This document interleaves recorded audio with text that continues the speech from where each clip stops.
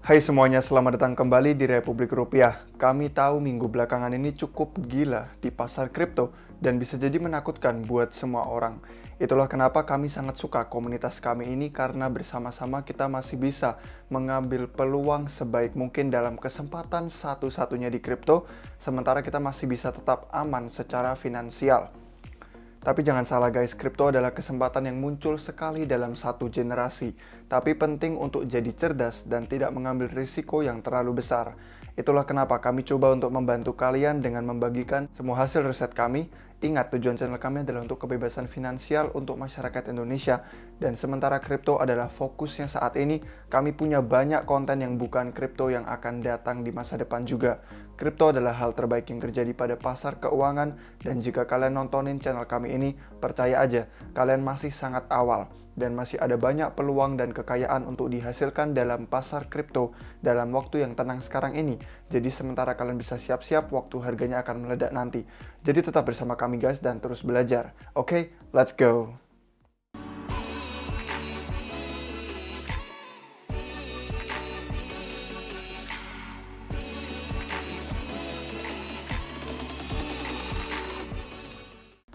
Pertanyaan yang pertama, apa yang perlu dilakukan waktu pasarnya crash dan haruskah kita beli? Kalau iya, kapan?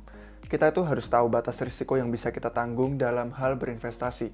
Kita harus bisa nyaman dengan keputusan yang kita ambil. Waktu harganya turun atau sedang diskon, itu ya pada umumnya adalah kesempatan terbaik bagi kalian untuk beli.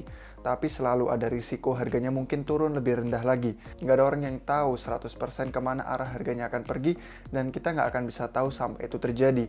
Maka kembali ke poin di awal yang tadi, kalian harus tahu batas risiko yang bisa diambil dan merasa nyamanlah dengan keputusan yang kalian ambil. Sesuaikan dengan situasi hidup dan keuangan kita masing-masing. Yang pasti kalau harganya lagi turun dan diskon murah, yaitu memang saat terbaik untuk sero. Pertanyaan kedua, kapan pasarnya akan pulih? Berapa lama crash ini akan berlangsung? Pasarnya pasti akan memulih, recover kembali, dan kripto itu masih merupakan gagasan teknologi yang bagus. Mungkin bisa jadi sedikit tenang atau sideways untuk sementara, jadi kita hanya perlu memantau kemana arah pergerakan pasar selanjutnya. Melihat dari sejarahnya itu ya, kemunduran harga yang dalam ini normal. Sudah sering terjadi beberapa kali, dan yang baru saja terjadi memang kejatuhan harga terbesar. Tapi itu juga karena kita sudah melihat banyak sekali pertumbuhan harga yang lebih tinggi dan lebih besar juga. Semua ini normal dan sering terjadi sesuai sejarahnya. Pasarnya pasti akan pulih, kita hanya tinggal pantau pergerakan pasar selanjutnya.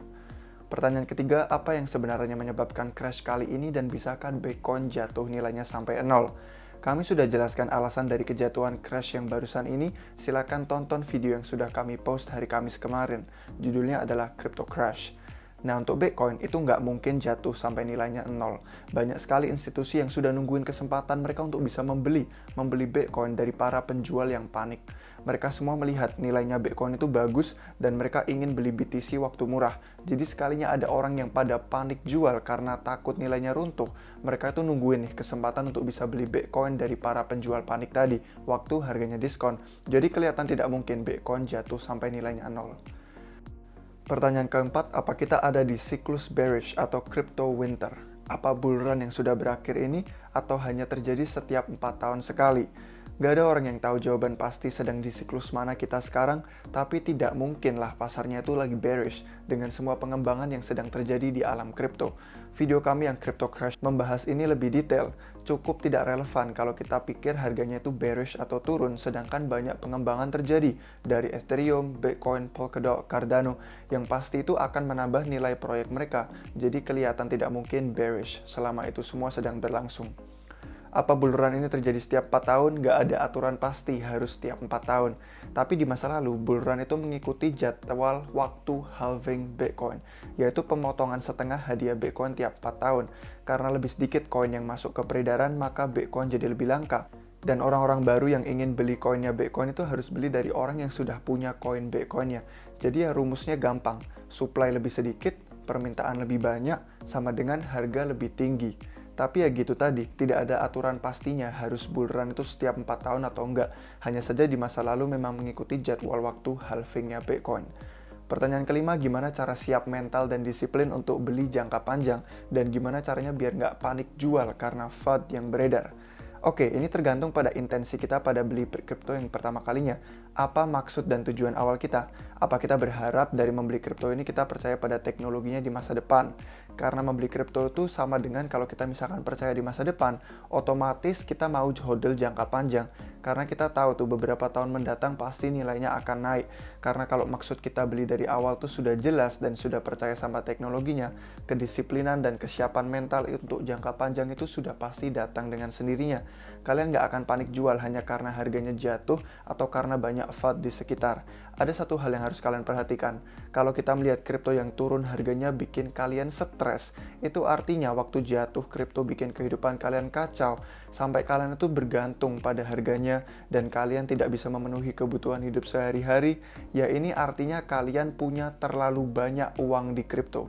Jangan taruh terlalu banyak uang di kripto sampai bikin hidup kalian kacau dan bikin kalian stres tiap hari ngeliatin harganya turun. Jadilah cerdas dan bijaksana dalam berinvestasi. Pastikan kondisi finansial kita mendukung, punya sistem budgeting, dan juga ada dana darurat dalam apapun bentuknya mereka. Jadi jumlah uang yang kita investasikan ke kripto itu harus masuk akal. Jadi kalian nggak akan pusing, nggak akan bingung, nggak akan stres waktu pasarnya lagi turun. Pertanyaan ke-6, apa kripto memang mainan para cukong? Apa Tesla dan MicroStrategy itu jual BTC mereka? Pertama, Tesla dan MicroStrategy itu tidak bilang mereka akan jual Bitcoin mereka di awal. Terus apa kripto itu mainan para cukong? Sebenarnya banyak informasi dan data soal pergerakan pasar kripto itu datang dari exchange. Mereka punya semua data identitas kita, terus waktu kita lagi jual beli, mereka tahu transaksi kita semua. Mereka tahu sekian banyak Bitcoin lagi mau dibeli, sekian banyak lagi mau dijual. Jadi semua informasi dan data transaksi ini mereka punya. Makanya beberapa dari exchange besar sebenarnya adalah para paus dan cukongnya. Dan ya dengan informasi dalam yang mereka punya, beberapa pasar exchange besar itu mungkin berusaha untuk memanipulasi gerakan pasar kripto.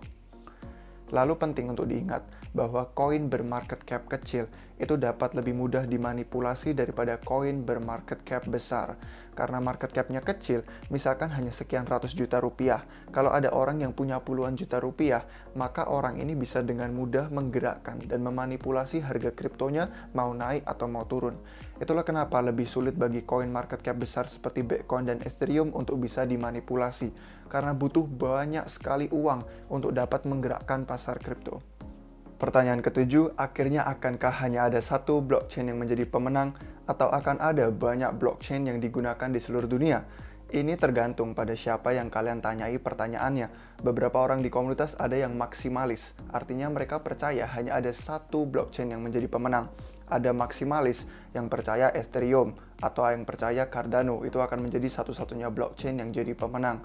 Tapi di Republik Rupiah, kami percaya bahwa ini akan menjadi alam semesta multi-blockchain, di mana ada banyak sekali blockchain yang berbeda akan dapat beroperasi dengan satu sama lain, menawarkan produk dan layanan yang berbeda-beda yang setiap dari mereka itu digunakan untuk alasan yang berbeda. Misalkan ada Theta untuk gaming, ada Filecoin untuk penyimpanan data, dan ada banyak yang lain-lainnya juga. Inilah kenapa visi Polkadot dan Cosmos itu menarik, karena dengan berusaha menyatukan semua blockchain ke dalam satu alam semesta yang luas, daripada berusaha mengambil alih satu sama lain. Meskipun layanan finansial mungkin akan lebih memilih blockchain yang lebih besar dan lebih aman untuk mereka gunakan seperti yang saat ini kelihatannya akan menjadi Ethereum. Lalu tinggal nanti kita membangun berbagai jembatan yang bisa menghubungkan dari blockchain lain dari luar sana ke Ethereum. Pertanyaan ke-8, apa itu EIP 1559 yang dijadwalkan pada bulan Juli dan apakah akan mendampakkan harganya ke Ethereum? EIP adalah proposal pengembangan Ethereum yang komunitasnya setujui dan yang nomor 1559 ini salah satu bagian yang diusulkan adalah ide untuk menghancurkan seporsi dari biaya gas yang digunakan untuk transaksi pada Ethereum. Sebagian ETH diberikan ke pelaku node jaringan, sebagian ETH dihancurkan. Ini membuat supply ETH berkurang dan menyusut. Jadi yang mana kalau kalian coba pikir yaitu akan menjadikan ETH lebih berharga dan lebih bernilai. Pertanyaan ke-9, kenapa Matic itu sangat populer belakangan ini? Akankah itu tetap berguna setelah Ethereum 2.0 meluncur penuh? Kami sudah buatkan video penuh tentang Matic. Kalian bisa nonton itu untuk memahami lebih jelas teknologinya dan lebih detail. Matic itu sekarang populer sedang belakangan ini karena Matic itu ibaratnya menggunakan jaringan Ethereum tapi dengan biaya murah seperti Binance Smart Chain. Kalian bisa gunakan Matic sekarang seperti kalian itu menggunakan jaringan Ethereum karena ada banyak sekali aplikasi. Karena Matic terhubung langsung dengan Ethereum, tapi mereka merekam dan mengirim catatan informasinya langsung ke jaringan utama Ethereum. Nah terus, karena aplikasinya ada pada Polygon, yang adalah lapisan kedua di atasnya Ethereum, jadi itu lebih murah kayak BSC, karena tidak langsung terletak pada chain utama Ethereum yang padat dan mahal. Jadi Matic Polygon itu sekarang bagus, dan setelah ETH 2.0 nanti selesai, itu masih dapat digunakan juga si Matic. Jadi Matic itu sekarang cepat dan murah. Ethereum 2.0 akan jadi lebih cepat dan lebih murah. Jadi Ethereum 2.0 ditambah Matic akan membuatnya jadi jauh lebih luar biasa murah dan cepat. Pertanyaan yang ke-10, waktu Ethereum 2.0 selesai, akankah token ETH yang kita pegang itu sama? Iya, sama tokennya. Pada dasarnya ya kita akan ada di jaringan Ethereum yang sama dengan ETH yang sama. Namanya tuh The Merge, itu artinya penggabungan. Jadi jaringan ETH nanti sekarang akan digabungkan dengan pengembangan ETH 2.0. Dan semua ini dilakukan oleh para pengembangnya, para developer. Jadi kita nggak perlu melakukan apapun. Semuanya akan mereka tangani dan ETH yang kita pegang sekarang itu akan jadi sama. Pertanyaan 11, waktu supply maksimum koin mencapai batasnya, apa yang akan terjadi? Kita masih bisa beli nggak? Iya, kita masih bisa beli koinnya bahkan setelah supply maksimum suatu koin sudah mencapai batasnya. Kalian masih bisa bertukar atau jual beli koinnya antara orang yang sudah punya dan sudah pegang. Cuman artinya aja nanti nggak ada koin baru yang masuk ke ekosistem. Tapi itu nggak akan terjadi nanti sampai setidaknya 10 tahunan ke depan atau lebih. Dan pas waktu itu, mungkin teknologi blockchain crypto sudah tengah diadopsi global dan jadi lebih berharga. Mungkin diadopsi 20% populasi dunia. Orang-orang yang ingin beli nanti harus beli dari kita-kita para investor awal. Sekarang mungkin hanya baru ada 2% populasi dunia yang mengadopsi kripto. Jadi inilah kenapa berinvestasi di kripto itu untuk jangka panjang. Karena dengan memegang koinnya awal, kita yang nanti di masa depan ini akan bisa menentukan harganya bagi orang-orang baru yang belum kebagian koinnya dan mau beli. Kuncinya itu adalah untuk menjadi awal. Dan ya kalian termasuk orang-orang awal karena kalian nontonin channel kami ini. Dan bersabarlah aja guys, karena investor awal yang hodl jangka panjang dan percaya dengan teknologinya masa depan akan menjadi yang paling diuntungkan di masa depan nanti. Oke, sekian untuk hari ini guys. Ada banyak sekali pertanyaan bagus lain yang juga seru untuk dibahas, tapi karena keterbatasan waktu, kita perlu singkat ini dan perlu undur ke lain waktu. Juga ada banyak sekali pembahasan yang sebenarnya kompleks, jadi nanti kita perlu buatkan videonya sendiri yang terpisah. Jangan khawatir, kami peduli dan kami baca semua satu persatu pertanyaan kalian, dan akan kami coba berusaha sebisa mungkin untuk kasih jawaban. Jadi mohon stay tune di channel kami ini dan follow semua akun media sosial kami yang lain, biar kalian nggak ketinggalan informasi apapun. Terima kasih sudah menonton sampai akhir dan sampai jumpa di waktu yang berikutnya. Cheers!